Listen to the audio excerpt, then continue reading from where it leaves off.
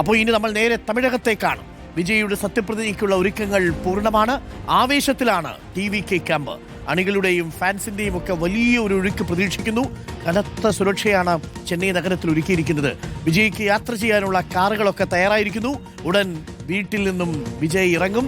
അതിനുശേഷം നേരെ പോകുന്നത് ചെന്നൈയിലെ ജവഹർലാൽ നെഹ്റു സ്റ്റേഡിയത്തിലേക്ക്. ജോസഫ് വിജയ് എന്ന് പറഞ്ഞുകൊണ്ടുള്ള സത്യപ്രതിജ്ഞാ ചടങ്ങ് അല്പസമയത്തിനുള്ളിൽ 10 മണിയോടുകൂടി പ്രേക്ഷകർക്ക് കേൾക്കാം. കാതോർത്തിരിക്കുകയാണ്. വലിയ പോലീസ് സന്നാഹത്തെ വിന്യസിച്ചിട്ടുണ്ട്. വിജയുടെ ജീവിതത്തിലെ ഏറ്റവും സുപ്രധാനമായ ഒരു ദിനമായിട്ട് മാറുന്നു. 92 വിജയുടെ അച്ഛൻ ചന്ദ്രശേഖർ നിർമ്മിച്ച സിനിമയോടുകൂടിയാണ് വിജയ് സിനിമാ രംഗത്ത് സജീവമാവുന്നത്. പിന്നീട് ഇങ്ങോട്ട് 70ഓളം ചിത്രങ്ങൾ, അതിൽ പലതും സൂപ്പർ ഹിറ്റ് ചിത്രങ്ങളാണ്. ആ സൂപ്പർ ഹിറ്റ് ചിത്രങ്ങൾ പോലെ ഈ ഭരണവും ഒരു സൂപ്പർ ഹിറ്റ് ആകുമോ എന്നുള്ള ആകാംക്ഷയിലാണ്. എന്തായാലും എല്ലാവരും വിജയ് ഫാൻസ് എല്ലാം ഒരുമിച്ച് കാത്തിരിക്കുകയാണ്. വിജയ്ക്ക് ഇപ്പോൾ കോൺഗ്രസും CPM ഒക്കെ പിന്തുണ കൊടുത്തതോടുകൂടി കേരളത്തിന്റെ പ്രിയപുത്രനായി ഒരിക്കൽ കൂടി ജോസഫ് വിജയ് മാറിക്കഴിഞ്ഞിരിക്കുന്നു. ജോസഫ് വിജയ് എന്ന് തമിഴ്നാടിന്റെ ദളപതിയായിട്ട്, തമിഴ്നാടിന്റെ തലൈവറായിട്ട് സത്യപ്രതിജ്ഞ ചെയ്യാൻ പോവുകയാണ്. ഒരുക്കങ്ങളൊക്കെ പൂർണ്ണമാണ്.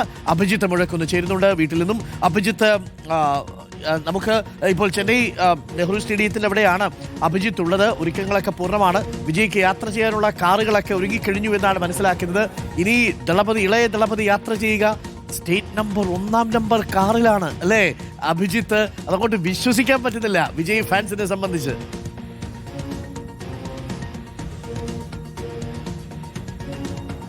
അരുൺ, അവർ പ്രതീക്ഷിച്ചിരുന്നതാണ് അങ്ങനെ ഒരു കാഴ്ച. അത് അവർക്ക് മുന്നിൽ യാഥാർത്ഥ്യമാകുന്നു എന്നുള്ളതാണ്. ജവഹർലാൽ നെഹ്റു ഇൻഡോർ സ്റ്റേഡിയത്തിന്റെ മുൻപിലാണ് നമ്മളുള്ളത്. ഒരുക്കങ്ങളെല്ലാം പൂർത്തിയായിരിക്കുന്നു. ആളുകളൊക്കെ എത്തിത്തുടങ്ങിയിരിക്കുന്നു. പാസ് അനുവദിക്കപ്പെട്ട 5000 പേർക്ക് മാത്രമാണ് ഈ ഇൻഡോർ സ്റ്റേഡിയത്തിൽ സത്യപ്രതിജ്ഞാ ചടങ്ങുകൾ വീക്ഷിക്കാനുള്ള അവസരമുണ്ടാവുക. മറ്റുള്ളവരൊക്കെ ഈ ഇൻഡോർ സ്റ്റേഡിയത്തിന് പുറത്ത് ഈ സത്യപ്രതിജ്ഞാ ചടങ്ങ് വലിയ LED വാളുകൾ അവർക്കായി ഒരുക്കുകയും ചെയ്തിട്ടുണ്ട്. നഗരത്തിന്റെ വിവിധ ഭാഗങ്ങളിലാണ് അങ്ങനെ 50ഓളം LED വാളുകൾ സത്യപ്രതിജ്ഞാ ചടങ്ങുകൾ കാണുന്നതിനായി ഒരുക്കിയിട്ടുള്ളത്. 10 മണിക്ക് തന്നെ സത്യപ്രതിജ്ഞ നടക്കും എന്നുള്ളതാണ് അരുൺ നമുക്ക് ലഭ്യമായിട്ടുള്ള വിവരം. കോൺഗ്രസ് ദേശീയ അധ്യക്ഷൻ മല്ലികാർജ്ജുൻ ഖർഗെ, ഒപ്പം തന്നെ ലോക്സഭാ പ്രതിപക്ഷ നേതാവ് രാഹുൽ ഗാന്ധി ഉൾപ്പെടെയുള്ളവർ ഈ സത്യപ്രതിജ്ഞാ ചടങ്ങിൽ പങ്കെടുക്കുകയും ചെയ്യും. രാഹുൽ ഗാന്ധി ഇതിനോടകം തന്നെ ഇവിടേക്ക് പുറപ്പെടുകയും ചെയ്തിട്ടുണ്ട്, ചെന്നൈയിലേക്ക് പുറപ്പെടുകയും ചെയ്തിട്ടുണ്ട്. അല്പസമയത്തിനകം വിജയ് കൂടി വീട്ടിൽ നിന്ന് ഈ സത്യപ്രതിജ്ഞ നടക്കുന്ന ഇൻഡോർ സ്റ്റേഡിയത്തിലേക്ക് വരികയും ചെയ്യും. ഏറ്റവും പ്രധാനപ്പെട്ടത് കോൺഗ്രസ് കൂടി ഈ മന്ത്രിസഭയുടെ ഭാഗമാകും എന്നുള്ളതാണ് അരുൺ. നമുക്കറിയാവുന്നതുപോലെ 1969 അവസാനമായി കോൺഗ്രസ് തമിഴ്നാട്ടിൽ ഒരു മന്ത്രിസഭയുടെ ഭാഗമാകുന്നത്. ഇതാ ഇപ്പോൾ നീണ്ട 5 പതിറ്റാണ്ടിനൊടുവിൽ വീണ്ടും അങ്ങനെ ഒരു അവസരം കോൺഗ്രസിന് വന്നിരിക്കുകയാണ്. വലിയ വിമർശനമൊക്കെ കോൺഗ്രസിനെതിരെ ഉണ്ടായിരുന്നു. DMK-യുടെ ഭാഗത്ത് നിന്ന് അധികാരത്തിന് വേണ്ടി TVK-യുടെ പുറകെ പോകുന്നു എന്നൊക്കെയുള്ളതായിരുന്നു ആക്ഷേപം. ഏതായാലും കോൺഗ്രസിനെ സംബന്ധിച്ചും ഇന്ന് വലിയ നേട്ടമാണ്. നമ്മൾ മനസ്സിലാക്കുന്നതനുസരിച്ച് P. വിശ്വനാഥ്, രാജേഷ് കുമാർ എന്നിങ്ങനെ 2 പേർ കോൺഗ്രസിൽ നിന്ന് മന്ത്രിമാരാകാനാണ് സാധ്യത. അങ്ങനെ വിജയ് കൂടാതെ 8 പേർ ഇന്ന് ഇവിടെ സത്യപ്രതിജ്ഞ ചെയ്ത് അധികാരം ഏറ്റെടുക്കുകയും ചെയ്യും. വൈകിട്ട് 3 മണിക്കാണ് ആദ്യ ക്യാബിനറ്റ് യോഗം ചേരുക. വലിയ വാഗ്ദാനങ്ങൾ അത് വിജയ് ഈ തമിഴ് മക്കൾക്ക് നൽകിയിരുന്നു. അതിൽ എടുത്തു പറയേണ്ട ഒട്ടനവധി വാഗ്ദാനങ്ങളുണ്ട്. ഈ വാണിജ്യ സിലിണ്ടറുകൾ നൽകുക, യാത്ര, സ്വർണം നൽകുക തുടങ്ങി വലിയ ആകർഷകമായ ഒരുപാട് വാഗ്ദാനങ്ങൾ വിജയ് നൽകിയിരുന്നു. ഏതായാലും TVK-യിൽ നിന്നുള്ള ചില പേരുകൾ കൂടി ഉയർന്നു കേൾക്കുന്നുണ്ട്. സെങ്കോട്ടയ്യൻ, അതുപോലെ തന്നെ നിർമ്മൽ കുമാർ, അങ്ങനെ ആദവ് അർജുന തുടങ്ങിയ പേരുകൾ കൂടി ഈ മന്ത്രിസഭയുടെ ഭാഗമായി ഉണ്ടാകും എന്നുള്ളതാണ് നമുക്ക് മനസ്സിലാക്കാനായി കഴിയുന്ന കാര്യം. ഏതായാലും ഏതാണ്ട് 5 പതിറ്റാണ്ടിനപ്പുറം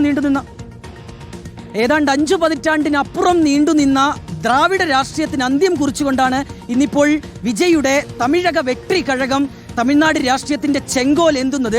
നമുക്കറിയാവുന്നതുപോലെ ഒരു റൊമാൻറ്റിക് ഹീറോയായാണ് വിജയ് ഈ സിനിമയിലേക്ക് വരുന്നത്. പക്ഷേ അത് കഴിഞ്ഞ് ഏതാണ്ട് 2012 സമയത്ത് വിജയ് ഈ സാമൂഹിക പശ്ചാത്തലമുള്ള അല്ലെങ്കിൽ ആ രീതിയിൽ സാമൂഹിക പ്രശ്നങ്ങളെ അഡ്രസ്സ് ചെയ്യുന്ന സിനിമകളിലേക്ക് മാറുന്നു. അപ്പോൾ തന്നെ ഏകദേശം രംഗം വ്യക്തമായിരുന്നു അരുൺകുമാർ. ഈ രീതിയിലുള്ള ഒരു വലിയ ഫാൻ ബേസ് തനിക്ക് ലഭിക്കുന്നുണ്ട് എന്നുള്ള കാര്യത്തിൽ വിജയ് യാതൊരു വിധത്തിലുള്ള സംശയവും വിജയ്ക്കുണ്ടായിരുന്നില്ല. അങ്ങനെയാണ് നമുക്കറിയാം സംസ്ഥാനത്തിന്റെ പല ഭാഗങ്ങളിലായി വിഘടിച്ച് കിടക്കുകയായിരുന്നു വിജയുടെ ഫാൻസ്. അതിനെയൊക്കെ ഒരു വിജയ് മക്കൾ ഇയക്കം എന്ന പേരിൽ ഒരു സംഘടനയുടെ കുടക്കീഴിലേക്ക് വിജയ് കൊണ്ടുവരുന്നു. അങ്ങനെ അതിന്റെ ഏറ്റവും ഒടുവിലെ റിസൾട്ട് എന്ന നിലയിലാണ് 2 വർഷങ്ങൾക്ക് മുൻപ് ഈ തമിഴക വെട്രി കഴകം എന്ന ഒരു പാർട്ടി, അത് സർക്കാർ എന്ന സിനിമയുടെ ഓഡിയോ ലോഞ്ചിനിടയിലാണ് വിജയ് അങ്ങനെ ഒരു പ്രഖ്യാപനവും നടത്തുന്നത്. അപ്പോഴൊന്നും ആരും പ്രതീക്ഷിച്ചു കാണില്ല ഇങ്ങനെയുള്ള ഒരു വിജയം. ഈ തമിഴ്നാട് രാഷ്ട്രീയത്തിന്റെ അധികാരത്തിലേക്ക് വിജയ് എത്തുമെന്ന് ആരെങ്കിലും പ്രതീക്ഷിച്ച് കാണുമോ എന്നുള്ളത് തന്നെ സംശയമാണ്. ഇവിടെ എക്സിറ്റ് പോളുകളിൽ പോലും ഒരു ഏജൻസി മാത്രമാണ് ഈ വിജയ്ക്ക് 120 സീറ്റുകൾ എന്ന് എന്താണ് അവരങ്ങനെ ഒരു പ്രത്യാശ പ്രകടിപ്പിച്ചത്, അല്ലെങ്കിൽ അങ്ങനെ ഒരു റിസൾട്ട് പ്രകടിപ്പിച്ചിരുന്നത്. പക്ഷേ ആ റിസൾട്ടുകളെ ഒക്കെ അസ്ഥാനത്താക്കിക്കൊണ്ട് ഇതാ ഇപ്പോൾ ഏറ്റവും വലിയ ഒറ്റക്കക്ഷിയായി വിജയ് വരുന്നു. അങ്ങനെ CPI-യുടെയും CPM-ന്റെയും കോൺഗ്രസിന്റെയും ലീഗിന്റെയും VCK-യുടെയും പിന്തുണയോടുകൂടി ഇതാ തമിഴ്നാട്ടിന്റെ മുഖ്യമന്ത്രി സ്ഥാനത്തേക്ക് ജോസഫ്